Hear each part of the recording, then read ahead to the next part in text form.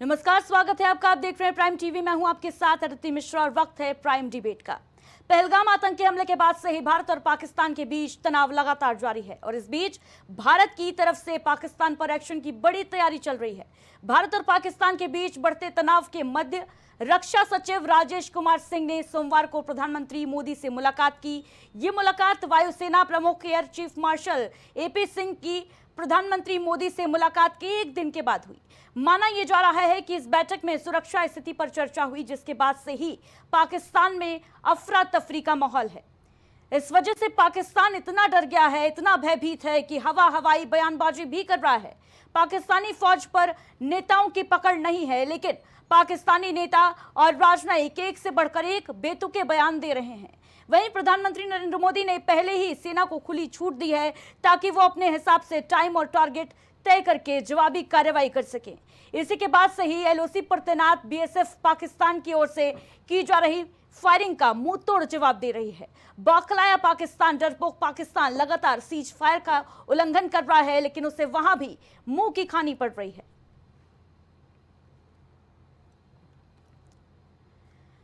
तो पहलगाम आतंकी हमले के बाद से भारत सरकार लगातार एक्शन मोड में नजर आ रही है। सारी तैयारियां पूरी हो चुकी हैं। बर्बर आतंकी हमले का भारत जल्द ही लेगा बदला, मास्टर प्लान तैयार है और आतंकी जो हैं वो बौखलाए हुए हैं, पाकिस्तानी बौखलाए हुए हैं, पाकिस्तान बौखलाया हुआ है। एक के बाद एक गीदड़ भपकियां पाकिस्तान की तरफ से देखी जा रही हैं। जहां परमाणु हमले की धमकी देता हुआ पाकिस्तान नजर आ रहा है, वहीं पाकिस्तान लगातार इस मुद्दे को लेकर अंतर्राष्ट्रीय मंचों से भी गुहार लगा रहा है। कई देशों के सामने पाकिस्तान गिड़गिड़ा रहा है कि भारत का जो एक्शन है वो ना हो, लेकिन कहीं से भी पाकिस्तान को फिलहाल मदद मिलती नजर नहीं आ रही है। बताते चले कि पाकिस्तान यूएसए, रशिया और तमाम मुस्लिम राष्ट्रों से भी मदद की गुहार लगा चुका है। 22 अप्रैल 2025 का वो दिन जब पहलगाम में बेसरन घाटी को आतंकियों ने निशाना बनाया था। आतंकियों ने पहाड़ पर आतंक के छाप छोड़ते हुए 26 पर्यटकों को मौत की नींद सुला दिया। उसके बाद से भारत सरकार एक और एक्शन मोड में है। वहीं इस पूरी घटना को 13 दिन बीत चुके हैं, लेकिन आज भी सवाल वही है और सवाल बड़ा है कि पाकिस्तान पर आतंकियों पर कार्रवाई कब होगी। इसी पर चर्चा के लिए हमारे साथ तमाम गेस्ट जुड़ रहे हैं। श्याम सलोनी जी जुड़ चुके हैं, प्रवक्ता हैं भारतीय जनता पार्टी के। सर बहुत बहुत स्वागत है आपका। अनुपम तिवारी जी हमारे साथ जुड़ चुके हैं, रक्षा विशेषज्ञ हैं। सर आपका भी बहुत बहुत स्वागत है। विकास अग्रहरी जी हमारे साथ जुड़ चुके हैं, प्रवक्ता हैं कांग्रेस के। सर आपका बहुत बहुत स्वागत है। इसके साथ ही साथ हमारे साथ अमिताभ सिंह जी जुड़ चुके हैं, वरिष्ठ पत्रकार हैं। आपका भी बहुत बहुत स्वागत है अमिताभ जी। सबसे पहले श्याम सलोनी वशिष्ठ जी, एक्शन लगातार जारी है, सेना को फ्री हैंड भी दे दिया है मोदी सरकार ने, लेकिन बड़ा सवाल यही है कि 13 दिन बीत चुके हैं, कार्रवाई कब होगी? अदिति जी नमस्कार जी। मेरे साथियों को राधे राधे नमस्कार।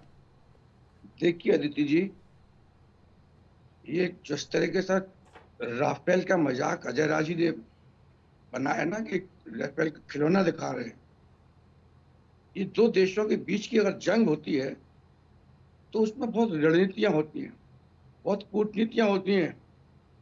ये कोई खिलौनों का खेल नहीं है जो कांग्रेस खिलौने दिखा रही है।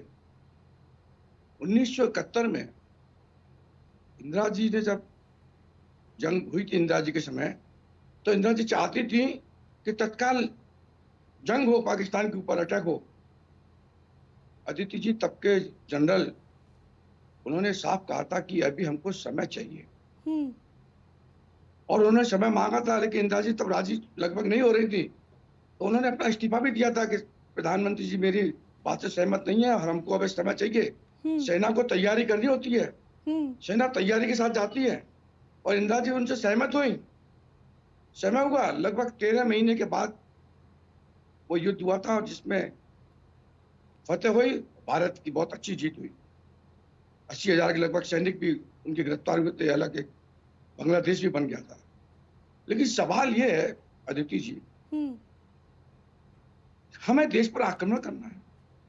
हमारे अंदर की जो विपक्षी पार्टियां हैं उन्हें सब्र नहीं, केवल वोटों की बैंक की खातिर उत्तर प्रदेश कांग्रेस के अध्यक्ष केवल इसलिए कि मुसलमानों का वोट कहीं समाजवादी पार्टी की सिरे न ले जाए, कोई दूसरा क्षेत्रीय पार्टी सिरे न ले जाए, तो उन वोटों को अपनी ओर आकर्षित करने के लिए ये नए नए पैंतरेबाजी कांग्रेस पार्टी के नेताओं की तरफ से आ रही है। ठीक है श्याम ये सरोज केवल जी। अपने वोट बैंक बढ़ा रहे हैं, लेकिन इसका ठीक है। असर कितना उल्टा पड़ रहा है, ठीक है, कितनी नकारात्मकता जा रही ठीक है। है श्याम सलोनी जी, इस जवाब बात ले का लेते एहसास नहीं है हैं। कांग्रेस विकास के नेताओं को। अग्रहरी जी, क्या वोट बैंक की राजनीति बड़ी के लिए ये शर्म की उटपटांग बात है। बयानबाजी की जा रही है कांग्रेस पार्टी के ऐसे तमाम नेताओं समय के पर द्वारा? मैंने कई बार कई चैनल पर बैठ के मैंने एक ही बात बोली है, महाभारत के समय हमको अपने इतिहास, अपने धर्मों से सबक लेना चाहिए। महाभारत में कौरव और पांडवों का भी एक युधिष्ठिर ने भीम से कहा था कि अगर बाहर किसी से झगड़ा होता है तो हमको एक होना चाहिए, वयम पंचाधिकम शतम। हम 105 हैं, 100 और 5 नहीं है। ऐसे आज भारत को समझ, पूरे संपूर्ण भारत को, कितनी पार्टियां हो, और सबको ये दिखाना है कि हम एक भारत है, लेकिन नहीं, ठीक है, सबर नहीं है। ठीक है श्याम जल्दी सलोनी जी, अटक जवाब कीजिए। ले लेते हैं विकास देखिए, अग्रहरी उनकी जी सिंधु से। जल से हमको मार रहे हैं, जी। चिनाब नदी का पानी बंद कर दिया, उनके हवाई जहाज आज ढाका जाए, यूरोप से आएंगे और ढाका जाना हो, श्रीलंका जाना हो, आज उनको कितना पहले जाते थे सीधे निकल के हमारे ऊपर से, आज सब रास्ते बंद, उनकी हालत खराब हो रखी है। ठीक है श्याम हमने सलोनी जी, भारत ने कौन-कौन सी हुक्का पानी कूटनीति से बंद कर उनको दिया है हम घेर रहे हैं। पाकिस्तान का। पाकिस्तान यही इसका वजह है शायद एहसास कि बौखलाया हुआ विपक्ष को नहीं हो है, रहा। भयभीत है, हो भी रहा होगा। आए दिन ये इसी जानबूझ बात की करके गिदड़ चाहते भर हैं की कि बस पाकिस्तान झगड़ा देता करो, है। पाकिस्तान को अभी भी अटैक डर कर लग दो, रहा है, डर भैया सता अटैक रहा भी है इस होगा। बात का, सेना से भयभीत जिस है। राफेल को आप ठीक दिखा है, रहे हो, ठीक है श्याम सलोनी जी, जिस जवाब ले राफेल लेते हैं को विकास जी से। विकास 10 जी, साल आखिर क्यों माननीय कांग्रेस के द्वारा एक के मनमोहन बाद सिंह जी एक प्रधानमंत्री ऐसे रहे, बयान सामने लेकिन कांग्रेस आए राफेल का सौदा कांग्रेस नहीं पार्टी कर के? पाई, 9 साल तक डील होती ठीक है रही। श्याम सलोनी जी, जवाब ले लेते हैं। कमीशन गोरी में बात नहीं इनकी बन पा लौटूंगी रही आपके थी। पास। विकास इसी अग्रहरी राफेल को मोदी जी ने एक के बाद एक फाइनल ऐसे भी बयान कर दिया, कांग्रेस एक पार्टी खेप से आ गई, सामने दूसरी आए। खेप भी आ गई। पहले राहुल गांधी यही बोल राफेल रहे घुस के थे मारेगी। कि पार्टी जो है वो साथ है, देश के साथ है, भारत सरकार के साथ है, हर कदम के साथ है, और उसके बाद एक के बाद एक उटपटांग बयानबाजी, उसके बाद राफेल को खिलौना बता रहे हैं अदिति कांग्रेस के नेता। अदिति जी, हम्म, आप जैसा भी भारतीय जनता पार्टी के साथी ने 1971 याद दिलाया, तो मैं मैं इनको बहुत याद इतिहास दिलाना दिखाते चाहता हो। हूं कि कभी 1999 में भी कभी कारगिल का लड़ाई जब युद्ध आप आ हुआ जाते हो, था, तो ये इतिहास तो में देखिए संयोग कि से थोड़ा उस सा ठीक है समय श्याम सलोनी जी, जवाब दे हो देते गया हैं। सर। अब तो जवाब हमारे दे जनरल ने कहा था कि अभी हम युद्ध नहीं करेंगे, सर। हमको समय चाहिए। अरे सुनिए और तो, समय मिला आप था। सुन लीजिए, ठीक है अकेले श्याम बोल रहे हैं सलोनी तो जी, बोल जवाब लीजिए। जवाब ले लेते हैं, आपको मौका नीति दूंगी बनाती मैं है। बात रखने का। जनरल अपने हिसाब से कैसे कहां से क्या ठीक अटैक है। करना है, तब जाकर के विकास जी, आदिति जवाब जी, किसी देश से हम फतह आदिति हासिल करते हैं, जी, जंग जीत आदिति पाते हैं। जी, ये कोई मैं गुड्डे एक गुड़िया का सिविलियन खिलौना का हूँ खेल या नहीं है। सर, मुझे भी बोलने का मौका देंगे श्याम सर। सलोनी जी, ले लिया आपको गाया रे, आपको खेल जवाब खिलौना रखने आया का रे, मैं मौका कोई दूंगी, गाने और बात कोई रखने दे नौटंकी आप। नहीं हो रही है। नहीं, ठीक है, शर्म लौटूंगी आनी आपके चाहिए पास। कांग्रेस सर, ये बड़े भारतीय नेताओं को। जनता पार्टी का मंच नहीं है कि आप अकेले ही बोलेंगे। आप राहुल कुछ जी के सुनिए, इशारे पर हो रहा है। एक ही बात 4 बार दोहराएंगे ठीक है तो श्याम राहुल जी के सलोनी जी, इशारे पर हो रहा है, लौटूंगी क्योंकि आपके राहुल पास। जी के बड़े विकास क्लोज जी, हैं। विकास जी को अजय बात जी, रखने दें, चर्चा में वो शामिल किसी होने की दें। नहीं ठीक सुनते है, हैं, केवल राहुल जी की सुनते हैं। और ठीक बिना है, राहुल जी के इशारे मैं पर सवाल रख रही हूँ अजय सर। राय की ठीक है, हिम्मत नहीं जवाब ले औकात लेते नहीं हैं। है श्याम कि सलोनी अजय जी, राय इस जवाब ले तरीके का लेते कार्य हैं। करें। विडम्बना विकास है। जी, सर 1 घंटा आप क्या? अकेले बोल लीजिए। अदिति जी, 1971 में जब वॉर हुआ था तो वॉर की जो परिस्थितियां थी, हम दलदल में हमको युद्ध लड़ना था, दलदली इलाका हुआ करता था। हमारे रक्षा विशेषज्ञ जी भी बैठे हैं। इंदिरा जी का माइंडसेट ये था कि बंगालियों पर जो अत्याचार हो रहा है उसकी हद पार हो गई है और अब हमें किसी भी वक्त हमला कर देना चाहिए। ये इंदिरा जी का एक ओपिनियन था कि हमें अब तत्काल में इस नासूर को मिटाना है।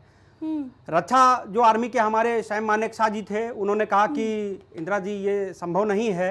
उन्होंने भी अपना ओपिनियन रखा और चूंकि पूरा हमारे यहाँ लोकतांत्रिक एक प्रक्रिया थी, हमारे यहाँ सब लोग बैठे हुए थे, जो भी विशेषज्ञ, रक्षा विशेषज्ञ हो गए, हमारे रक्षा मंत्री हो गए, सब लोग बैठे हुए थे। तो उन्होंने उसमें से किसी एक व्यक्ति ने कहा कि हमें तत्काल में करना है, तो उन्होंने कहा भाई मैं तत्काल नहीं कर सकता हूँ। इंदिरा जी ने उस चीज़ को माना, उन्होंने सेना को मौका दिया, उन्होंने सेना की बात को ही ऊपर रखा। संयोग से 1999 में एक बार अवसर ऐसा आ गया, भारतीय जनता पार्टी, हथियार सारे पहले के ही थे, कांग्रेस के ही थे। बोफोर्स, जिस बोफोर्स में ये लोग भ्रष्टाचार का आरोप लगाते थे, उसी बोफोर्स ने पाकिस्तान के छक्के छुड़ा दिए। बोफोर्स लेकर के भाजपा की जब सरकार हुआ करती थी, हमारी फौज उतरी कारगिल के युद्ध में और उसने पाकिस्तान को धुआं धुआं कर दिया। अब आप बताइए, उस समय भी हम विपक्ष में थे, हमने सरकार का पूरा साथ दिया, पूरा सहयोग किया, सरकार मजबूती के साथ लड़ी, युद्ध के मैदान में लड़ी। लेकिन चूंकि आज का जो नैरेटिव है, आज का जो परसेप्शन है, भारतीय जनता पार्टी कौवा कान ले गया की राजनीति करती है। अदिति जी, मैं एक चीज आपको और बता दूं, भारतीय जनता पार्टी के नेताओं के सैकड़ों ऐसे बयान हैं जैसे अभी आप एक उदाहरण ले लीजिए कि रविंद्र रैना जी जो भारतीय जनता पार्टी के प्रदेश अध्यक्ष हुआ करते थे जम्मू एंड कश्मीर के, वो बर्फ में अठखेलियां कर रहे हैं, रील बना रहे हैं, उनको कोई फर्क नहीं पड़ रहा है। मोदी जी रैली कर रहे हैं, उनको कोई फर्क नहीं पड़ रहा, हंसी मजाक कर रहे हैं, चुनावी बाइट दे रहे हैं। ऐसे ही आप दे लीजिए इनके हैदराबाद के एक नेता हैं, वो भी कुछ उलूल जुलूल बयान दे रहे हैं। इनके कई सारे नेता, हम लोग उसको मुद्दा कतई बनाते ही नहीं है। इंडिविजुअल किसी का कोई बयान होता है, पार्टी उस पर डांट लगाती है, वो सारी चीजें। रह गई बात अजय राय जी की, अजय राय जी ने ये नहीं कहा है कि राफेल एक खिलौना है। अजय राय जी ने भारत सरकार को, जैसे एक समय होता था ना, हनुमान जी को भी अपनी शक्ति को हमें याद दिलाना पड़ गया था, हनुमान जी को भी लोगों ने शक्ति याद दिलाया कि हनुमान जी आप ये कर सकते हैं। क्या राफेल को और क्या सेना को शक्ति याद दिला रहे थे? नहीं, मैं सरकार को बता रहा हूं कि राफेल भी हमारे पास है। राफेल वो है जो 5वीं पीढ़ी का एक हथियार है, हमारा लड़ाकू विमान है 5वीं पीढ़ी का, और उसको हमने नींबू मिर्ची लगा करके लटका करके शोपीस में रखने के लिए नहीं दिया। हमने अपना मोटिव ये रखा। लेकिन भारतीय जनता पार्टी चूंकि ये इतने गंदी मानसिकता की राजनीति करते हैं, जैसे मैं आपको एक उदाहरण दे दूं, उदाहरण दे रहा हूं, इससे कोई वो होता नहीं। ये लोग जैसे एक आपातकाल होता है तो उसको ये लोग कहते थे संविधान हत्या दिवस। 1947 के ये विभाजन विभीषिका दिवस मनाते हैं। सोचिए कि जो लोग ये सोच ही नहीं सकते कुछ अच्छा, कुछ फील गुड टाइप माहौल ही नहीं ले सकते, उन लोगों से हम क्या उम्मीद करेंगे कि हम उनको बता रहे हैं, हम देश को मनोबल बढ़ा रहे हैं, हम पाकिस्तान को ये बता रहे हैं कि हम राफेल नींबू मिर्चा लटका के रखने के लिए नहीं रखे हैं। हमारे दीपावली के पटाखे दूसरे हैं और पाकिस्तान पर फोड़ने के लिए जो हमने पटाखे खरीद रखे हैं, हथियार खरीद रखे हैं, वो दूसरे हैं। लेकिन भारतीय जनता पार्टी, जी आपने दोनों ही प्रवक्ताओं को सुना, जिस तरीके से अजय राय का एक वीडियो सामने आया, राफेल को दिखा रहे थे नींबू मिर्ची लटकाकर, वो एक हेलीकॉप्टर पर जो टॉय था, किस तरीके से देखते हैं आप इसे? इससे मैं क्या ही कमेंट करूं आदित्य जी। ये राजनीतिक विषय है, दो राजनीतिक प्रवक्ता हमारे साथ बैठे हुए हैं और देश के सामने जो समस्या है उस पर बात न करके एक दूसरे के नेताओं की टांग खींच रहे हैं, तो ये तो बड़ा दुर्भाग्यपूर्ण है और इसके ऊपर हमें बात करनी भी नहीं चाहिए। मैं सिर्फ यही मानना चाहता हूं, जो 2-4 दिन पहले जो सिचुएशन थी देश की, जिस तरह से सरकार ने अपनी कार्रवाई शुरू करी थी, जिस तरह से सरकार ऐसा लग रहा था पाकिस्तान के खिलाफ जबरदस्त कार्रवाई करने वाली है, जिस तरह से उसने सिंधु जल समझौते का स्थगन शुरू किया था और उसके बाद कुछ डिप्लोमेटिक स्ट्राइक्स करी थी, और जिस तरह से अंतर्राष्ट्रीय दबाव, इकोनॉमिक दबाव बनाने का प्रयास शुरू किया था, वो स्वागत योग्य था। और उस समय विपक्ष हो चाहे देश की आम जनता हो, सब सरकार के साथ भी थी। वो भी एक स्वागत योग्य कदम था कि जब संकट का समय है, देश के ऊपर कोई चुनौती है, चैलेंज है, उस चैलेंज के खिलाफ पूरा देश एक है। लेकिन आज इस तरह की बहसें स्टूडियो में मन को दुखी करती कि सेना के नाम पर सेना के पीछे खड़े होकर के, जब जिस समय सब पूरे देश को एक रहना चाहिए, उस समय देश की दो राजनीतिक पार्टियां एक दूसरे के नेताओं के बयानों को लेकर के एक दूसरे के ऊपर हमलावर है।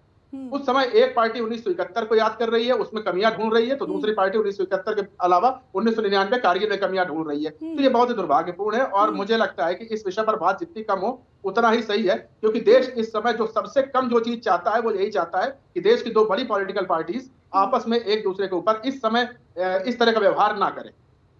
बिल्कुल अनुपम जी, अब तो मुद्दा जो है वो ऑपरेशन ब्लू स्ट्राइक तक भी पहुंच चुका है, लेकिन पहलगाम आतंकी हमले का जवाब कब मिलेगा देश को, ये बड़ा सवाल है और इसका जवाब जो है वो देश के पास अभी नहीं है। अमिताभ सिंह जी, जिस तरीके से इस मुद्दे पर राजनीति हो रही है, राजनीतिकरण किया जा रहा है पहलगाम आतंकी हमले का, और जो वो परिवार हैं, जो 26 परिवार हैं, वो आज भी इस इंतजार में हैं कि कब बदला पूरा होगा, आतंक का जो है खात्मा होगा। जो चेतावनी प्रधानमंत्री मोदी ने दी थी कि आतंक को मिट्टी में मिला देंगे, जहां भी छुपे आतंकी उन्हें खोज के निकालेंगे, जहां भी छुपे हैं खोज के निकाले जाएंगे, आतंकी नेस्तनाबूद किए जाएंगे। लेकिन आज 13 दिन बीत चुके हैं, आतंकियों का कोई पता ठिकाना नहीं है, निशान नहीं मिल पा रहे, सुराग नहीं मिल पा रहे कि कहां चले गए आतंकी। क्या कहेंगे?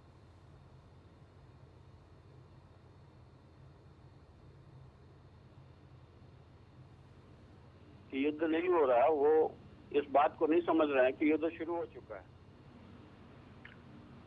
युद्ध शुरू हो चुका है, पाकिस्तान की नसें दबाने का काम शुरू हो चुका है, इंटरनेशनली उनको एलियनेट किया जा चुका है, नदी समझौता हमने तोड़ दिया है और चारों तरफ से उसके ऊपर दबाव बनाया जा रहा है। ये गली मोहल्ले की लड़ाई नहीं है कि तत्काल 2 घूंसा उसके नाक पे मारा और ठीक हो जाएगा। पाकिस्तान के पीछे भी बहुत सारी शक्तियां हैं और ये बिल्कुल अलग मामला है। और जिस ढंग से इस बार मामले को निपटा जा रहा है, आपको यह समझना चाहिए कि ये दो देशों के बीच जो है सीधी लड़ाई भी नहीं है, क्योंकि भारत ने ये नहीं कहा है कि हम पाकिस्तान पे हमला करेंगे जी। भारत ने कहा कि आतंकवाद को जड़ से समाप्त करेंगे, उनके कारणों को खत्म करेंगे। तो उसकी रणनीति बन करके और उस हिसाब से काम हो रहा है। पाकिस्तान में जिस तरीके से बवाल मचा हुआ है, तरह तरह के बयान आ रहे हैं, वहाँ के लोगों की जिस ढंग से हालत खराब हो रही है, इससे पता चल रहा है कि इंडिया अंदर खाने लगातार कार्रवाई कर रहा है, जिसका असर वहाँ दिखना शुरू हो गया है। इसके बावजूद अगर ये समझ रहे हैं लोग कि युद्ध नहीं शुरू हुआ है, तो मुझे आश्चर्य लगता है। बच्चों की तरह बातें करना कि अब तक मारा नहीं, ये नहीं किया, ये सब बेकार की बातें हैं। और अभी अभी ताजा खबर जो आ रही है गृह मंत्रालय की बैठक के बाद, देश में इमरजेंसी काल में कैसे व्यवहार करना है, इसके लिए लोगों को जागरूक करना, सायरन वगैरह लगाने के आदेश जारी हो चुके हैं। ये अभी तत्काल की सूचना है, जब हम लोग बात कर रहे हैं उसके उसी समय आसपास आ रही थी ये सूचना मेरे पास, तो वो शुरू हो चुका है। तो तैयारियों के साथ ये कोई दो लोगों के बीच की लड़ाई नहीं है, इसमें पूरा देश एंगेज हो रहा है, सारा अमला एंगेज हो रहा है, दूसरा देश है और दुनिया के अन्य देश भी एंगेज होंगे। आपको क्या लगता है कि पाकिस्तान के साथ ही केवल लड़ाई होगी क्या? आजकल मामला बदल गया है। पाकिस्तान के पीछे भी एलिनेट करने के बावजूद 4 देश ऐसे हैं जो पाकिस्तान के साथ खड़े हैं। 3 तो साफ साफ नाम आ रहे हैं, है ना? चीन है, तुर्की है, अजरबैजान है और ईरान भी शायद अब उनके तरफ खड़ा हो रहा है, हालांकि वो पूरी तरह से उनके साथ नहीं होगा। तो हमें ये समझने की जरूरत है कि हमें लड़ाई ऐसे लड़नी है कि सांप भी मर जाए और लाठी भी ना टूटे। और इस बार तैयारियां अमिताभ जी बड़ी बात आप कह रहे हैं, और शायद यही वजह है कि डिप्लोमेटिक, डिजिटल हर तरीके से जो स्ट्राइक है वो की जा रही है भारत सरकार के द्वारा। 1 मिनट रुकिए जी। इस बार जो तैयारियां हैं वो पाकिस्तान के 4 टुकड़े करने की तैयारियां हैं। 4 टुकड़े इतने आसानी से नहीं होते, वो एक देश है। तो 4 टुकड़े करने की तैयारी होती है। पाकिस्तान के अंदर ही जो कुछ हो पाकिस्तान के अंदर हो, और युद्ध का असर हमारे ऊपर बिल्कुल ना पड़े, हमारे नागरिकों को ना झेलना पड़े, उस ढंग से तैयारियां हो रही हैं। ये सब मूर्खता की बातें हैं जो रणनीति को नहीं समझते और आज के समय के युद्ध को नहीं समझते। आज वारफेयर बहुत डिफरेंट लेवल पे जा चुका है। रक्षा विशेषज्ञ हमारे बीच हैं, वो हमें बताएंगे कि किस तरीके से भारत ने अंतरिक्ष लेकर के और समुद्र के नीचे तक से चारों तरफ से पाकिस्तान को टाइट करना शुरू कर दिया है और उसकी एक एक नस वो दबा रहा है। तो युद्ध शुरू हो चुका है। कोई भी युद्ध एकदम से नहीं होता और भारत बिल्कुल अधिकतम सुरक्षा के साथ पाकिस्तान के टुकड़े करने की दिशा में बढ़ रहा है।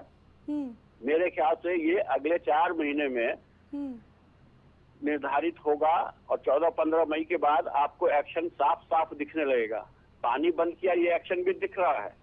सारे देशों को अपने साथ ले रहा है, ये भी दिख रहा है। फिर भी लोग समझ रहे हैं कि युद्ध नहीं हो, युद्ध हो रहा है। पाकिस्तान खुद कह रहा है कि आपने युद्ध घोषित कर दिया है वाटर ट्रीटी तोड़ करके। तो युद्ध तो शुरू हो चुका है और उनकी तबाहियां शुरू हो चुकी हैं। तो हमें इस बात का ध्यान रखना है और ये जो पॉलिटिकल पार्टी हैं, विपक्षी हैं, इनको समझना चाहिए कि ऐसे समय में अगर आप बैक बाइटिंग करते हैं, उल्टी टिप्पणियां करते हैं, नीचा दिखाने वाली टिप्पणियां करते हैं, तो देश के मानसिकता पे असर पड़ता है। जब लड़ाई हो रही है तो मजबूती से खड़े रहिए, बेवकूफ जैसी बातें मत कीजिए। और ये जो बता रहे थे कांग्रेस के प्रवक्ता ना कि बोफोर्स में उन तोपों ने कमाल दिखाया और ये कहते थे कि घूस लिया गया, तो घूस लिया गया था। अगर तोपों के चलने से घूस लिया गया था, ये खत्म हो जाता है मामला, ऐसा नहीं है। वो हुआ था। इस तरह की बातें ये ना करें। सालों से आप संविधान का अपमान हुआ था। ये इन सब बातों को करेक्ट करने की कोशिश करते हैं। बहुत निम्न श्रेणी की हरकत है ये। ठीक है अमिताभ जी, जवाब ले लेते हैं। विकास अग्रहरी जी, सेना की तैयारियां जो हैं वो लगातार जारी हैं। पूरी दुनिया देख रही है कि भारतीय सेना जो है वो तैयारियों में जुटी हुई है। दूसरी तरफ डिप्लोमेटिक स्ट्राइक भी हो चुकी है, डिजिटल स्ट्राइक भी हो चुकी है। यही रीजन है, यही वजह है शायद कि पाकिस्तान जो है बिलबिलाया हुआ है, बौखलाया हुआ है। पाकिस्तान की जो आवाम है वही सरकार के खिलाफ बोलने के लिए खड़ी है। अदिति जी, इसके बावजूद ये जो तस्वीरें सामने आ रही हैं, जो बयान सामने आ रहे हैं कांग्रेस पार्टी के, वो क्यों है? अदिति जी, मैं आपको बता दूं, हिंदुस्तान का जो डीएनए रहा है, हिंदुस्तान का जो जीन रहा है, हिंदुस्तान का जो संस्कृति और कल्चर रहा है, वो 2000 सालों का जो इतिहास है हमारा, लड़ाका कौम तो हम ही हैं। हमने, आप पहली शताब्दी से लेकर के आप अंग्रेजों की आजादी तक देख लीजिए, हमने कहां कहां नहीं लड़ाइयां लड़ी हैं। तो हमसे, जैसे एक होता ना, कुछ लोग कहते हैं कि फला आदमी 100-150 साल हो गया युद्ध नहीं लड़ा, भूल गया। हम तो लगातार युद्धरत ही रहे हैं, और उसके बाद हमको ये 65 में भी सौभाग्य मिला, 71 में भी मिला, 99 में भी मिला। हम लगातार ये युद्धरत रहे हैं। अभी 2025 में हमारे सामने फिर ये सौभाग्य आया है। मैं इसको सौभाग्य के रूप में ही लूंगा, क्योंकि जब कोई भी चीज अगर नाक से ऊपर हो जाती है तो हमें उसका जवाब देना पड़ता है। और इस बार जिस तरीके से पाकिस्तानी जनरल असीम मुनीर ने टिप्पणी की, मैं तो भारत सरकार से यह मांग करता हूं कि आतंकवादी जो हैं उनको तो नेस्तनाबूद करना है, वो तो है ही है। इस बार हमें उनके जो बाप आईएसआई और पाकिस्तान आर्मी है, हमें उनको भी जवाब देना है। क्योंकि जब कॉफिन और ताबूत जो है पंजाब प्रांत में पठानों के घर में जाएंगे, तब पाकिस्तानी आवाम को समझ में आएगा कि हिंदुस्तान से पंगा लेने का मतलब क्या होता है। आतंकवादी मारा जाता है, ये लोग छुपाने के लिए उसको ले जाकर के फेंक देते हैं, इसे कहीं ले जाके दफना देते हैं। इनकी आवाम को और इनको समझ में नहीं आता है। लेकिन जब आसिम मुनीर के घर पे जाकर के और आसिम मुनीर के सीने में, छाती पे गोली मारी जाएगी, तो उसका जब कॉफिन और उसका कफन जो है, उसका शव जो है पाकिस्तान के पंजाब प्रांत में जाएगा, तब पाकिस्तानियों को यह समझ में आएगा, पाकिस्तान सरकार को यह समझ में आएगा कि वो आतंक से जो खेल रही है अच्छा नहीं कर रही है। और फिर वहां की आवाम और पब्लिक भी इस चीज को समझेगी। जब उनके पाकिस्तान के जो सैनिक हैं वो भी मारे जाएंगे, तब वो भी समझ में, उनको भी इस चीज को आएगा। तो कांग्रेस पार्टी का जो सीनियर नेतृत्व है, हमारे सीनियर नेतृत्व ने पूरी तरीके से समर्थन दे दिया है, उसमें कोई फबट की बात नहीं है। हम रोज रोज टीवी पर बैठ करके किसी एक विकास जी आप कह रहे हैं कि जो सीनियर नेतृत्व है उसने समर्थन दे दिया है जी। आप ही के पार्टी के मुख्यमंत्री कर्नाटक के सिद्धरामैया, उनका विवादित बयान सामने आया, उन्होंने कहा पाकिस्तान के साथ युद्ध नहीं होना चाहिए। इसके बाद नहीं, ठीक है, उसके बाद आपकी पार्टी के सांसद पूर्व मुख्यमंत्री पंजाब के चन्नी साहब का बयान सामने आता है, सर्जिकल स्ट्राइक के सबूत मांगते हैं। क्या पाकिस्तान के ऊपर अगर हमला करता है भारत, अगर जो आप कह रहे हैं, अगर ऐसा कुछ होता है, स्ट्राइक की जाती है, क्या फिर से आप सबूत मांगेंगे क्या? अदिति जी, हमारी आर्मी पे हमको भरोसा है, हम आर्मी पे सबूत नहीं मांगते हैं। पाकिस्तान कहता है कि हमारे यहाँ कुछ हुआ ही नहीं है, हम यही मांग। तो एक मिनट, आपको पाकिस्तान की बात पे भरोसा है, अपने देश की बात पे भरोसा नहीं है? इसी चीज को हम कहते हैं ना कि ऐसा जवाब दो कि इनकी नानी याद करें। जब पंजाब में कफन जाएगा, पाकिस्तानी जवानों के 100 पंजाब में पहुंचेंगे, पठानों के घर में पहुंचेंगे, तब इनको समझ में आएगा कि आतंक से खेलने का नजरिया क्या होता है। ये तो कह देते हैं, ये खुद ही अपना बचाव करते रहते हैं पाकिस्तान वाले। हमारी कोई गलती नहीं है। हमको पता है कि हम शुरू से यह मानते रहे, 1947 से यह मानते रहे कि पाकिस्तान कमीना देश है, मक्कार देश है। शुरुआत से इस चीज को मानते रहे। पाकिस्तान से हमारा 36 का आंकड़ा शुरू से रहा है, इसमें कोई विपट जैसी स्थिति नहीं होती है। लेकिन हम भारत सरकार से अनुरोध करते हैं कि ऐसी मार मारे पाकिस्तान को कि पाकिस्तान की 7 पीढ़ियां याद करें। ठीक है, श्याम सलोने जी, विकास अग्रहरी जी क्या कह रहे हैं, आपने सुना। भारत सरकार से मांग की है कि ऐसी मार मारे पाकिस्तान को कि 7 पीढ़ियां याद करें। देखिए अदिति जी, मैं अभी जब बोल रहा था तो मेरा कनेक्शन कट गया था जी, मुझे इसमें मालूम नहीं पड़ा था। लेकिन मुझे कहाँ आपने सुना क्या नहीं सुना, हमारे रक्षा विशेषज्ञ आदि अनुपम तिवारी जी बैठे हैं जो बोल रहे थे कि अब 2 पार्टियों के लोग लड़ रहे हैं। नहीं, भारतीय जनता पार्टी ने कभी भी कोई बात नहीं बोली है। जब हम विपक्ष में थे अनुपम जी, तब भी देश के ऊपर जब भी संकट आया, कभी कोई इफ एंड बट नहीं की गई, सरकार के साथ खड़े रहे। आज मैं अभी जब बोल रहा था, मैं यही कह रहा था 1971 में इंदिरा जी चाहती थी कि तत्काल युद्ध हो, लेकिन तब के जनरल साहब ने कहा था कि नहीं मैडम, हमको समय चाहिए, मुझे सेना को। अरे सर, उन्होंने जब कहा था समय चाहिए तो उन्होंने किस बात पर कहा था कि दलदली भूमि है, बारिश का समय है, अभी थोड़ा सा समय ले लीजिए। उन्होंने इस बात को कहा, उन्होंने लीगल वे में रखा, उन्होंने ये नहीं कहा कि हमारी तैयारी नहीं है। विकास जी जवाब देने दें। विकास जी, दोगली राजनीति ना करिए। आप दोगली राजनीति करने लगते हैं, आप दोगली राजनीति करने लगते हैं। ये राजनीतिक मंच नहीं है, ये राजनीतिक मंच नहीं है। तो आप बताइए ना 2025 में आप क्या कर रहे हैं? आपके अध्यक्ष कुछ बोल रहे हैं, आप कुछ बोल रहे हैं, ये राजनीतिक मंच नहीं है। कोई कुछ नहीं बोल रहा है। हमारी मंशा शुरू से 47 से रही है कि पाकिस्तान विकास जी जवाब कंप्लीट करने दें। हम बिल्कुल नहीं बोले थे। श्याम सलोनी, स्टूडियो में बैठ करके आप नेता ना बने, वहां पर बैठ करके आप बन रहे हैं। आपको सुनना होगा। आप बन रहे हैं। आप देश को किस आप गलत इतिहास मत पढ़ाइए। आरएसएस तो यही गलत इतिहास ही पढ़ाती है देश को। आपके एक मुख्यमंत्री कहते हैं कि यहाँ मुद्दा इतिहास नहीं है। नहीं श्याम सलोनी जी, यहाँ मुद्दा इतिहास नहीं है, यहाँ मुद्दा जो है वो वर्तमान का है, 2025 का है। वर्तमान जी, मैं वर्तमान की हम बात कर रहा हूं। 1971 में नहीं बैठे हैं ना, हम 1999 में बैठे हैं। आज हम 2025 के भारत में बैठे हैं, जिसके पास इतनी क्षमता है कि रातों रात चाहे तो पाकिस्तान को तबाह कर दे। अदिति जी, आपको ये कोई, मैंने अभी भी कहा था कि ये कोई गुड्डा गुड़िया का खेल नहीं है, ये कोई आया खेल खिलौने वाला आया है, ये कोई गाने संगीत समारोह नहीं हो रहा है, ये कोई जादूगरी नहीं हो रही है। नहीं हो रहा था तो ऑल पार्टी मीटिंग में मोदी जी क्यों नहीं आए? आज मोदी जी ने सेना को पूरी छूट दे दी है, सेना तैयारी कर रही है, सेना को कब क्या करना होगा। जो हमारा काम है सरकार का अभी का, हमने उनकी सिंधु जल रोक दिया है, चिनाब का नदी का पानी रोक दिया है, उनके हवाई जहाजों के हमने रास्ते बंद कर दिए हैं, हमने उनको वो मार मारी है जिसका उनके पास जवाब नहीं है। तिलमिला रहा है पाकिस्तान, तुर्की, चाइना उसको सपोर्ट कर रहे हैं। आप ये वही मोदी जी हैं जब पिछली बार अमेरिका और यूके पाकिस्तान के पक्ष में बोल रहा था कि आप कोई भी स्ट्राइक, सर्जिकल स्ट्राइक या अटैक ना करें, लेकिन मोदी जी ने नहीं सुनी थी और अटैक किया था। आज तो सब हमारे साथ हैं।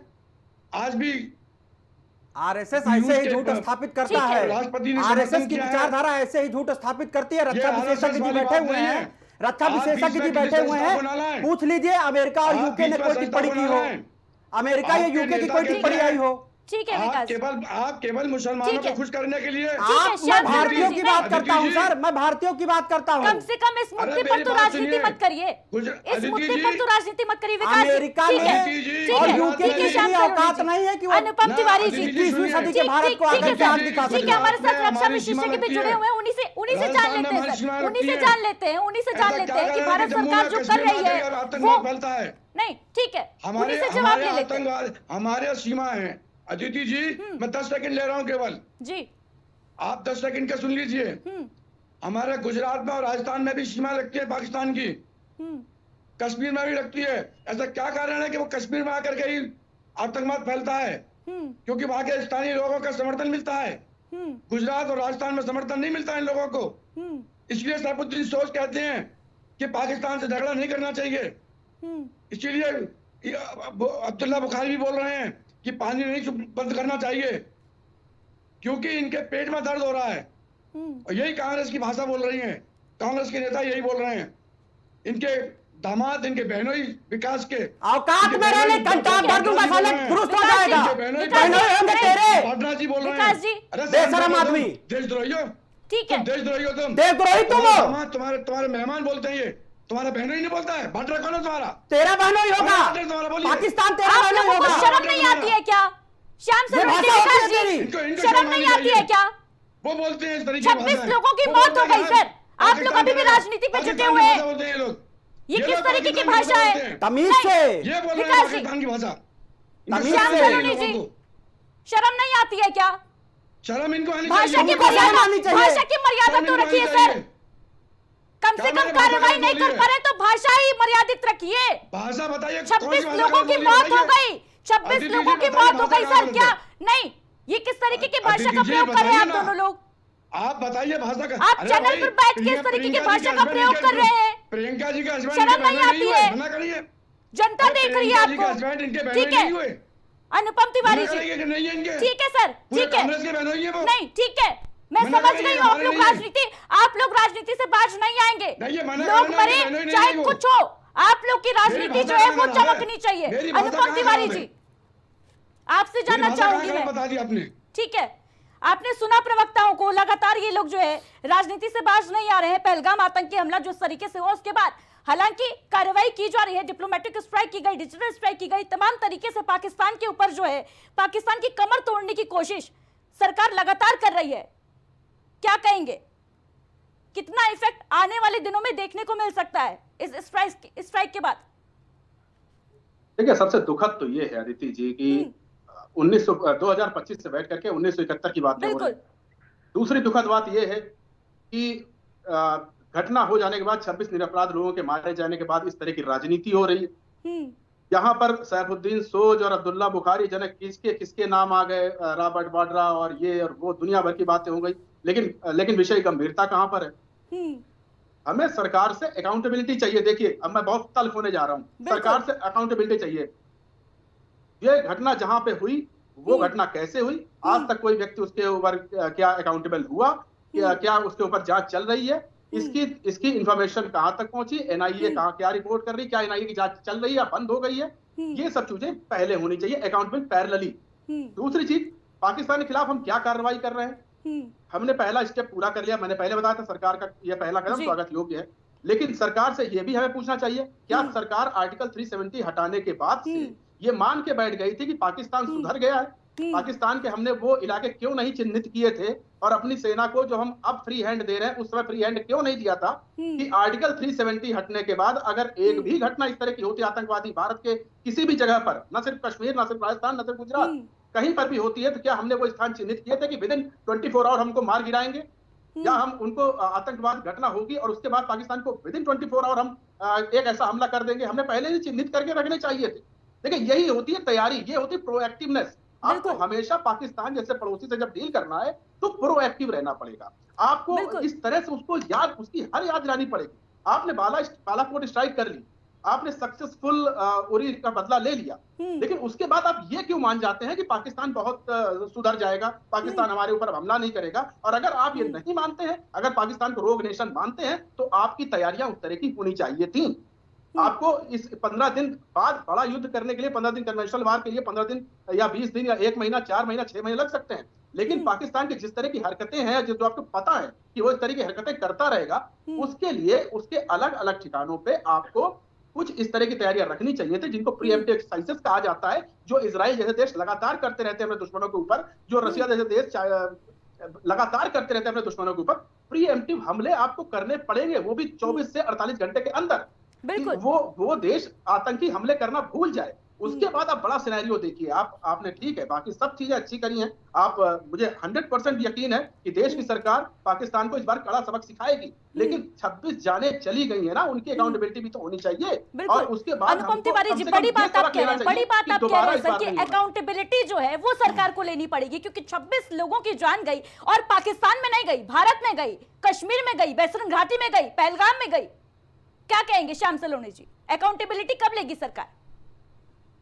हमने तो बहुत पहले कहा, सरकार ने कहा, सबने कहा कि हाँ ये दुखद हुआ है, कोई ना कोई फेलियर हमारी हुई है, इंटेलिजेंस हमने तो स्वीकार किया है। इस बात को बार बार दोहराना, और आप एक चैनल पर बैठ करके, राष्ट्रीय चैनल पर बैठ करके दोहराना, श्याम सलोनी जी, आप कह रहे हैं कि सरकार ने माना है, ठीक बात है, आप कह रहे हैं सरकार ने माना है, सर्वदलीय बैठक हुई, सरकार ने माना कि हमसे चूक हो गई, क्या इतना काफी है? उसकी जांच चल रही है। जनता जो वहां घूमने गई थी, जो पर्यटक वहां घूमने गए थे, वो इस भरोसे पर गए थे कि 370 हटने के बाद हमारा कश्मीर हमारा है, कश्मीर में हम सेफ हैं, इसीलिए वहां पे जश्न मना रहे थे, इसीलिए वहां पर लोग जो है वो छुट्टियां मना रहे थे। उन्हें नहीं पता था कि कश्मीर आज भी आतंक के साए में है। इसकी जिम्मेदारी कौन लेगा? अदिति जी, जिम्मेदारी भी सरकार ही ले रही है, सरकार पीछे नहीं हट रही है। सरकार किसी जिम्मेदारी से पीछे नहीं हट रही है, हर चीज में सरकार को जैसे, लेकिन सरकार को समय भी चाहिए, जो बनता है। हमने पूरा सेना को, हम 71 पे क्यों जाते हैं? आप बात को घुमा दे तो सब लोग, अरे भाई सेना को समय चाहिए, ये कोई गुड्डा गुड़िया का खेल नहीं हो रहा है, ये हमने कोई 4 आतंकवादियों को नहीं मारना है, हमने पाकिस्तान को नेस्तनाबूद करना है, हमें पूरी रणनीति के साथ चलना होगा। आप तो रक्षा विशेषज्ञ हैं, आप तो आर्मी में रहे होंगे, आपको मालूम होगा कि सेना का क्या कार्य होता है। अनुपम जी से ही जवाब ले लेते हैं। मेरे परिवार में भी लोग सेना में हैं। अनुपम जी से ही जवाब ले लेते हैं। मेरे लेफ्टिनेंट कर्नल है, मेरी भतीजी भी कर्नल है। अनुपम तिवारी जी, हमको मालूम है, युद्ध जो है वो सभी को पता है, जग जाहिर है कि लास्ट ऑप्शन होता है, युद्ध हमेशा लास्ट ऑप्शन होता है, लेकिन क्या अब वो ऑप्शन खत्म हो चुका है? पाकिस्तान को ऑप्शन नहीं देना चाहिए। हम अटैक कर देंगे। सलोनी जी, मेरा वक्तव्य अगर आप समझेंगे तो मैं यही कह रहा था कि सरकार को, सेना को युद्ध लड़ने के लिए तैयारी करने की जरूरत पड़ती है। पानी बंद कर दिया। सलोनी साहब मेरी बात सुन लीजिए, अनुपम जी से जवाब ले लेते हैं, ठीक है जी। मैं यही कह रहा हूँ कि सरकार को युद्ध लड़ने के लिए समय की जरूरत होती है, ये मैं इस बात से इनकार नहीं कर रहा हूँ। 20-22 वर्षों का अनुभव मेरा सेना में रहा है, और मैं एक एक चीज से वाकिफ हूँ। लेकिन उसके बावजूद मैंने जो दूसरी बात कही थी उस पर कोई बहस नहीं हो रही, और मुझे इस बात का दुख है कि हमारे प्रीएम्प्टिव प्लान्स कहां थे। आर्टिकल 370 हटने के बाद क्या हमने मान लिया था कि पाकिस्तान अब कोई हरकत नहीं करेगा? और अगर हमने ये नहीं माना था और हम जानते थे कि पाकिस्तान एक रोग नेशन है, वो हरकत करेगा, तो हमारे प्रीएम्प्टिव प्लान्स क्यों नहीं थे? जी 26 लोगों की जाने के 48 घंटे के अंदर पाकिस्तान की 2-3 चौकियां क्यों नहीं बर्दाश्त अब इस बात का जवाब दे दीजिए। दीप्ति जी, सरकार ने स्वीकार किया है, कई बार किया है कि हाँ वो एक चूक हुई हमसे। श्याम सलोनी जी, क्या स्वीकार करने से वो 26 लोग जो मरे हैं, जो मारे गए हैं, वो वापस आ जाएंगे क्या?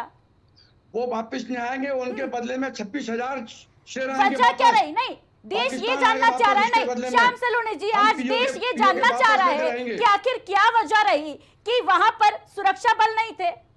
क्या वजह रही इसके पीछे? अदिति जी, सरकार ने तो ये भी माना, सरकार ने तो सर ये भी माना ना कि उन्हें पता ही नहीं था कि बैसरन घाटी उस दिन पर्यटकों के लिए खुल रही है। पूना में बैठे ट्रैवल एजेंट्स जानते थे, आतंकी जानते थे, लेकिन सरकार नहीं जानती थी। क्या वजह रही इसके पीछे? अदिति जी, इस बार पाकिस्तान से पीओके हट जाएगा, इस बार पीओके हमारे पास आएगा, लिखित में ले लीजिए।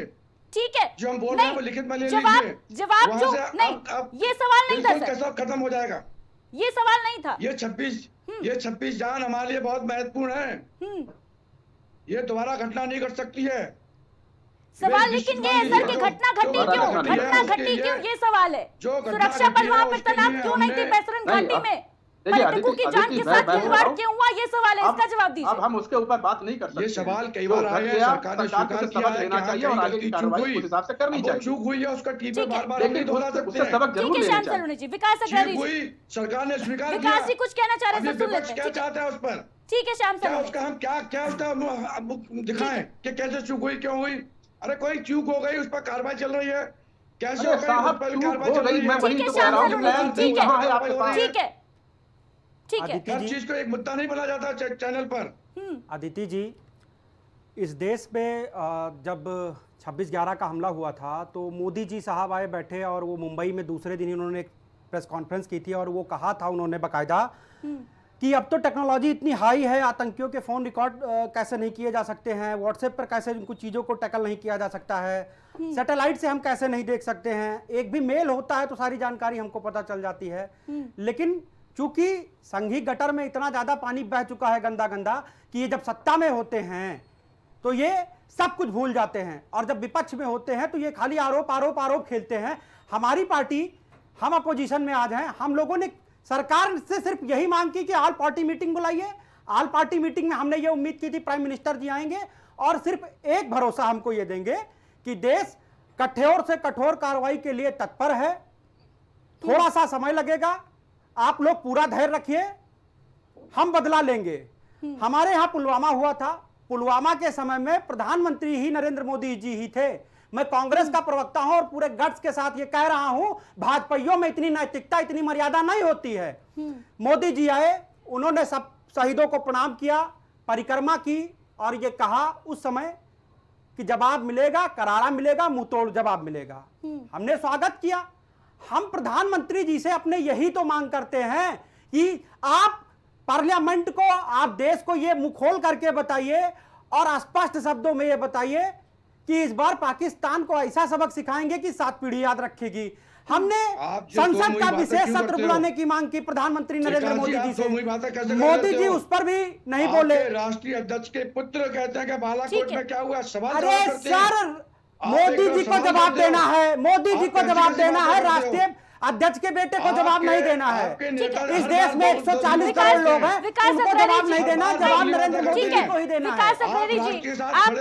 फिर आप राजनीति पे खेलने आ जाते हैं। राजनीति ना करें सर, विकास अग्रवाल जी। अभी अदिति जी 10 सेकंड। आप मुख्य विपक्षी दल के हैं, नहीं आप मुख्य विपक्षी दल के प्रवक्ता है, आपको ये मालूम होना चाहिए विकास अग्रवाल जी कि इतना बड़ा आतंकी हमला हो गया तो प्रधानमंत्री सर्वदलीय मीटिंग में नहीं गए, ये ठीक बात है, लेकिन उस हमले के बाद से प्रधानमंत्री लगातार कभी सेना प्रमुख से मुलाकात कर रहे हैं, मीटिंग पर मीटिंग कर रहे हैं, बातचीत पर बातचीत कर रहे हैं, स्ट्राइक पर स्ट्राइक कर रहे हैं, उसके बारे में क्यों नहीं बात करते हैं? उनकी प्राथमिकता क्या है? जातीय जनगणना निकल करके तो आया, तो लोग तो ये उम्मीद कर रहे थे कि पाकिस्तान से बलूचिस्तान निकलेगा, मोदी जी ने अपने पेट से निकाल दिया जातीय जनगणना।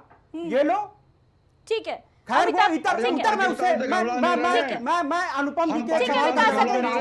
अदिति जी, पाकिस्तान अदिति जी 2014 के पहले, भाई साहब सुन लीजिए, सुन लीजिए, श्याम सलोनी जी, आप ही को जवाब देना है सर, आप ही को जवाब देना है, आपसे जवाब लूंगी मैं। 2014 के पहले नरेंद्र मोदी जी कहा करते थे कि दाऊद इब्राहिम को घींच करके लेके आऊंगा, मसूद अजहर को रप्पा रप्पा काटूंगा, हाफिज सईद को दौड़ा दौड़ा पाकिस्तान मारूंगा, मोदी जी कहा करते थे। रक्षा विशेषज्ञ जी ने अभी एक बहुत अच्छी बात हमारे ये कही कि ठीक है, पाकिस्तान कुत्ते की वो दुम है जो कभी सीधी नहीं हो सकती है। आपने सर्जिकल स्ट्राइक किया, आपने एयर स्ट्राइक किया, आप घर में बैठ गए। हाफिज सईद तो खुलेआम घूम रहा है, मसूद अजहर आज भी घूम रहा है, उसके कैंप वहां पे चल रहे हैं।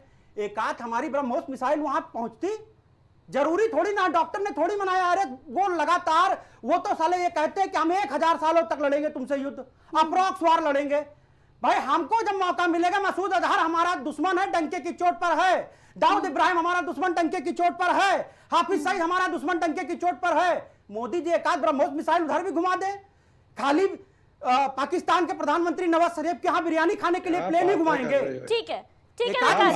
अमिताभ सिंह जी, विकास जी कह रहे हैं कि मोदी जी एक माताजी आंसू बहाती हैं, मिसाइल जो है, ठीक है श्याम सलोनी जी, जवाब लूंगी मैं आपसे। अमिताभ जी को चर्चा में शामिल करते हैं। नहीं, ठीक है श्याम सलोनी जी। आतंकवादी अमिताभ सिंह जी, जिन्ना की मजार पर कब्र पर फूल चढ़ाने वाले ज्ञान ना बताएं। आप बातें करते हो, आप जिन्ना की मजार पर फिर वही राजनीति पे आ गए ना।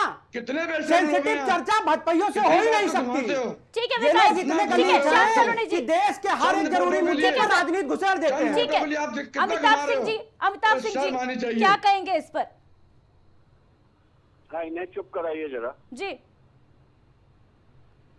आतंकवाद को ये लोग समझते हैं कि ऐसे कोई सामान्य सी लॉ है कि हाथ मारेंगे और बुझ जाएगी। आतंकवाद की जड़ को समझने की कोशिश करें, बिल्कुल अलग मसला है, वो राजनीतिक मसला नहीं है, बिल्कुल वो धार्मिक जिहादी मसला है, जहाँ बचपन से घुट्टी में घोल घोल के पिला दिया जाता है कि दूसरे धर्म के लोगों को मारना है और तभी तुम जन्नत जाओगे। तो उस बात को समझने की जरूरत है।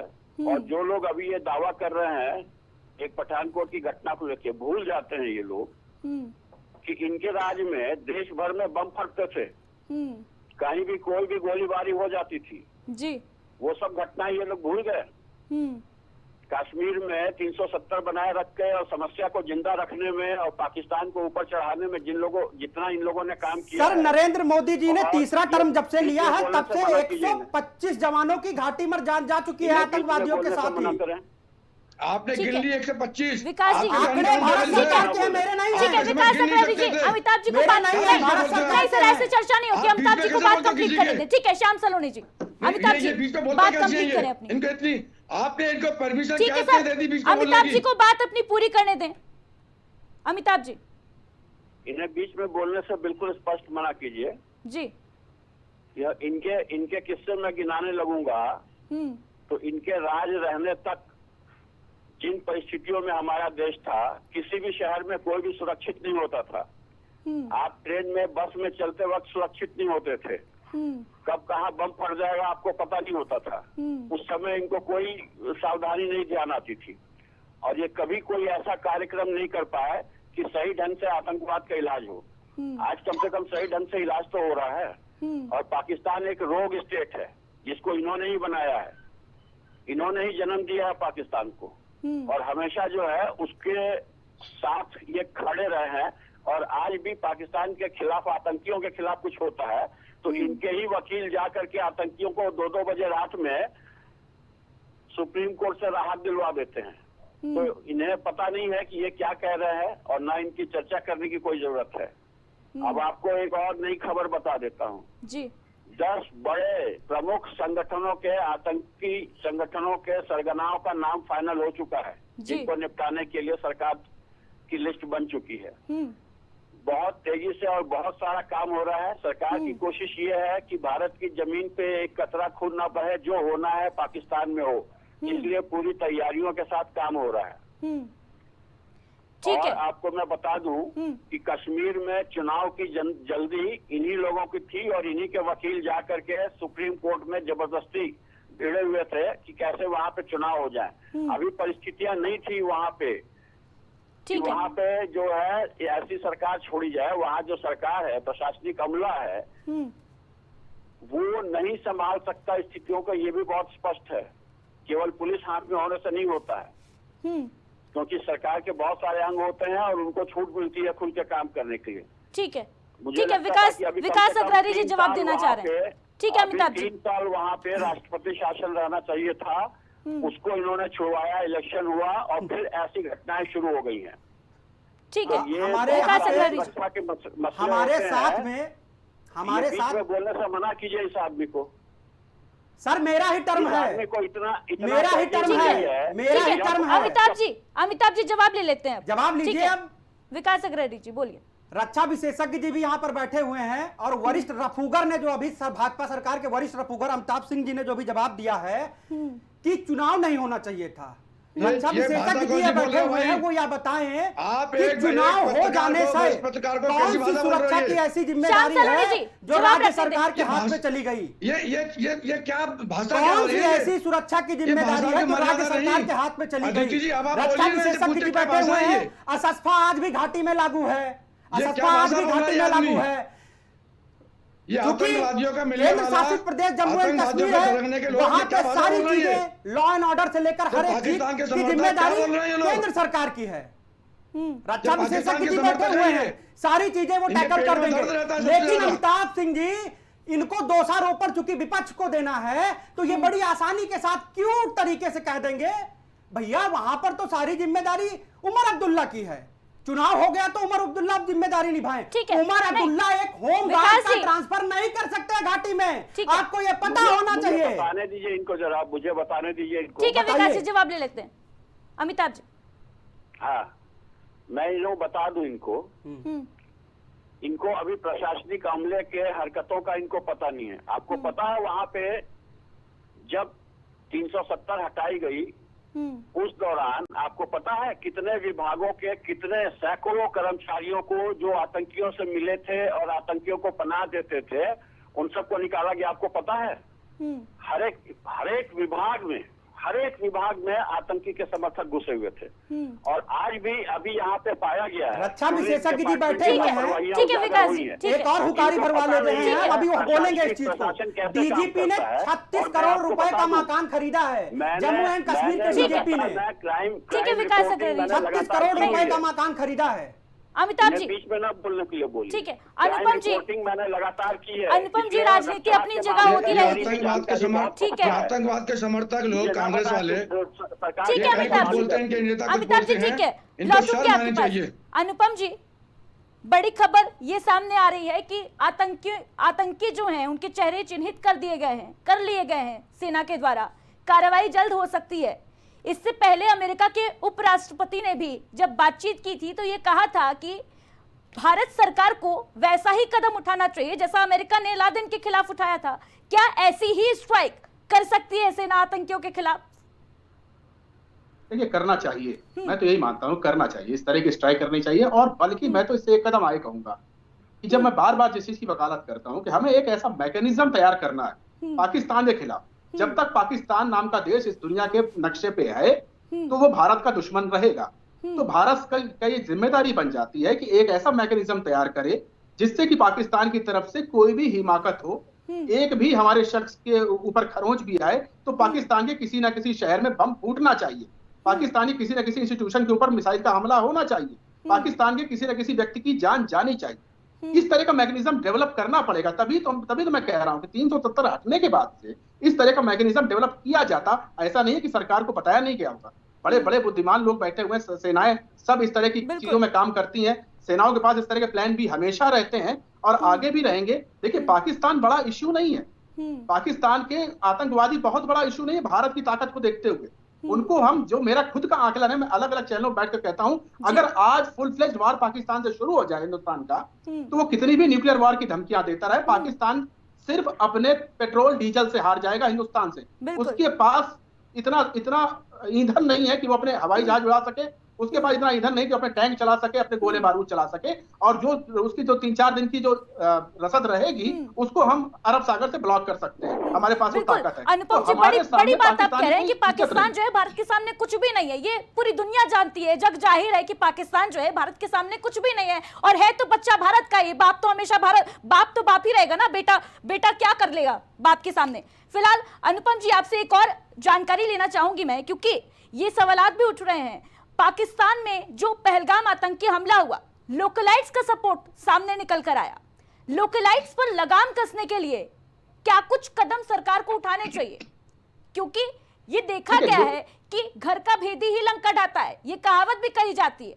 कहीं ना कहीं जो पाकिस्तान का लोकल सपोर्ट मिला, ये बहुत जरूरी सवाल है और इस सवाल को बार बार उठाना चाहिए। जब मैं शुरुआत में मैंने अकाउंटेबिलिटी से इसीलिए शुरू किया था कि वो अकाउंटेबिलिटी कहाँ है, वो लोग कहाँ है, वो OGWs कहाँ है, ओवरग्राउंड वर्कर्स, वो अभी तक कितने पकड़े गए हैं। सरकार को इसके ऊपर लगातार ध्यान देना पड़ेगा। हमारा इंटेलिजेंस सिर्फ बियॉन्ड द बॉर्डर्स नहीं होना चाहिए, हमारा इंटेलिजेंस इन OGWs को पकड़ने के लिए भी होना चाहिए। और अगर वो पकड़े जाते हैं, लोकल सपोर्ट, लोकल इंटेल जरूर था, इसमें कोई शक नहीं है। बिना लोकल सपोर्ट के, बिना कुछ किसी के सहयोग के इतनी बड़ी आतंकी वारदात हो ही नहीं सकती थी। तो जब ये हो गई है वारदात, तो उसके बाद तो कम से कम हम भविष्य की राह देखें कि 26 शहादतें सहने के बाद हमने अपना आगे का प्लान क्या बनाया हुआ है, क्या हम उस पर काम कर भी रहे हैं कि नहीं कर रहे हैं। ये फौरी तौर पर एक बालाकोट स्ट्राइक कर देना, उरी स्ट्राइक कर देना हमारे लिए बहुत आसान विकल्प होगा। हमको लॉन्ग टर्म प्लानिंग करनी है। हमको पाकिस्तान का जो घाव है, पाकिस्तान नाम का जो कैंसर है, उसका परमानेंट इलाज करना है। और उसका परमानेंट इलाज सिर्फ सीमा पार से नहीं, सीमा के अंदर भी करना है। अभी आज ही की खबर है, 3 से 4 जासूस पकड़े गए हैं हिंदुस्तान के अंदर अलग अलग शहरों से, जो कि पाकिस्तान को भारत की सेनाओं का मूवमेंट बता रहे थे। उसमें से एक अमृतसर से, एक राजस्थान से, एक MP के सतना से, और एक और कहीं से पकड़े गए हैं। और देखिए ये ऐसे लोग हैं जो समाज में छुपे हुए नहीं है। इनके बारे में बाकायदा सोशल मीडिया पे इन लोगों ने अपने अपने खूब सारी फोटोज लगा रखी हैं। और अब आज वो लोग पकड़े जा रहे हैं। तो ये आज क्यों पकड़े जा रहे हैं, मेरा सवाल ये है। हमारी सूचना एजेंसियां घटना हो जाने के बाद एक्टिव क्यों होती हैं? हम प्रोएक्टिव कब होंगे? और जब तक हम प्रोएक्टिव नहीं होंगे, इस तरह की घटनाएं होती रहेंगी। बड़ा सवाल आप रख रहे हैं, बड़ी बात आप कह रहे हैं कि आखिर घटना होने के बाद ही एक्टिव क्यों होती हैं सूचना एजेंसियां, पहले क्यों नहीं होती हैं? श्याम सलोने जी, इसका उत्तर मैं आपसे लेना चाहूंगी कि ऐसा आखिर क्यों देखने को मिलता है कि जब कोई घटना घट जाती है उसके बाद सब एक्टिव हो जाते हैं, इंटेलिजेंस पूरी तरीके से सक्रिय हो जाती है, एक के बाद एक जासूस पकड़े जाते हैं, ये पहले कार्रवाई क्यों नहीं होती है?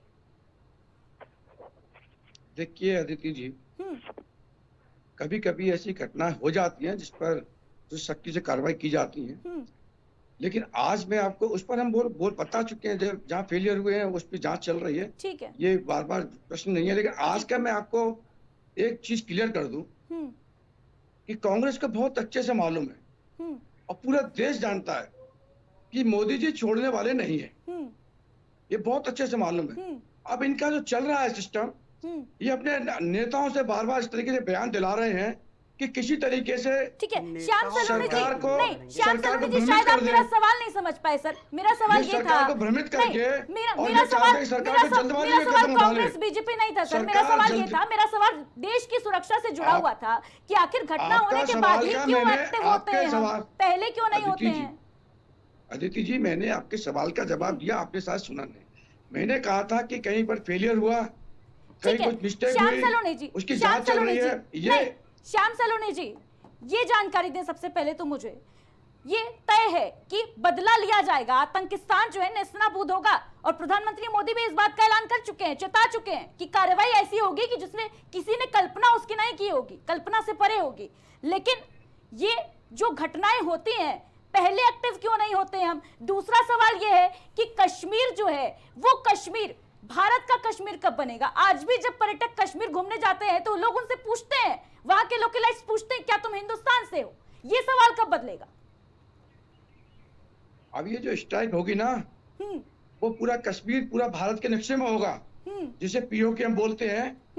ये 100% अब हमारा पूरा अलग हो जाएगा। जैसे गुजरात में कोई आतंकवादी नहीं आ सकता है, राजस्थान की सीमाओं से नहीं आ सकता है, अभी वो केवल कश्मीर में क्यों आते हैं? क्योंकि वहाँ के लोकल लोग उनको सपोर्ट करते हैं, वो रिश्ते निभाते हैं। अब जो फैसला होगा वो पूरा ठीक है, निर्णायक फैसला ठीक है होगा। श्याम सलोनी जी, इसका मतलब तो ये साफ है, स्पष्ट है कि वहां के लोकलाइट्स को देश पर भरोसा नहीं, देश की सरकार पर भरोसा नहीं। अमिताभ सिंह जी कुछ कहना चाह रहे हैं, बोलिए सर। आपको इस बात को समझना पड़ेगा कि कोई अभी नहीं पकड़े जा रहे हैं। आप अपना डेटा निकलवाइए और हर महीने बड़ी संख्या में जगह जगह से जो भी ये स्लीपिंग सेल्स वाले जो हैं ये पकड़े जाते हैं, इधर लगातार पकड़े जा रहे हैं। तो ये कहना कि घटना के बाद पकड़े जा रहे हैं, ये गलत है। जानकारियां ठीक से रहकर रखना होगा, तब आपको समझ में आएगा कि लगातार हो रहा है। अमिताभ सिंह जी नहीं, अमिताभ सिंह जी, अगर पहले ही कार्रवाई हो गई रहती तो पहलगाम आतंकी हमला होता क्या? आप अगर देश की इसको नहीं समझ पा रही हैं, आप क्या आप ये मानते हैं कि चूक हुई? अमिताभ सिंह जी, क्या आप ये मानते हैं कि चूक हुई? ये कोई एक घटना होती है? क्या आप मानते हैं कि पहलगाम आतंकी हमले में सरकार से चूक हुई? मानते हैं या नहीं? एक शब्द में उत्तर दीजिए सर। हाँ बिल्कुल हुई है, इसमें नहीं मानने की क्या बात है। लेकिन आपको ये समझ में नहीं आ रहा है कि ऐसे 1000 अटेम्प्ट्स में एक घटना अब हो रही है। मैं आपको बता रहा हूँ कि पहले देश के किसी भी हिस्से में जाकर के वो हमला कर देते थे, आप नहीं रोक पाते थे।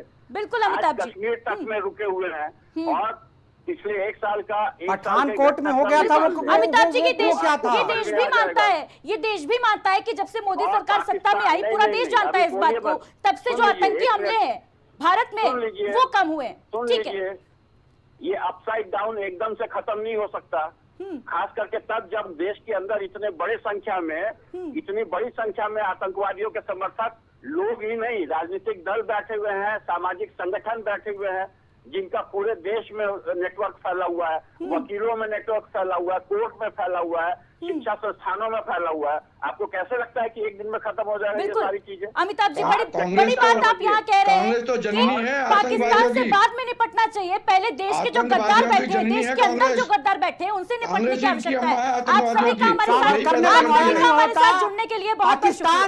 कोई दिक्कत ही ना होती, सावरकर की जिम्मेदारी। तो पहलगाम आतंकी हमले के बाद सरकार का मास्टर प्लान जो है वो तैयार है, आतंकियों के चेहरे चिन्हित कर लिए गए हैं और जल्द ही कोई बड़ी कार्रवाई देखने को मिल सकती है। लगातार पूरा देश इसी के इंतजार में है, इसी दिन के इंतजार में है कि कब पाकिस्तान तबाह होगा, मटियामेट होगा, नेस्तनाबूद होगा, कब आतंकवाद की जो जड़ें हैं वो खत्म होगी और ऐसी घटनाएं दोबारा नहीं होंगी। इसी के साथ प्राइम डिबेट में फिलहाल इतना ही, दीजिए इजाजत, नमस्कार।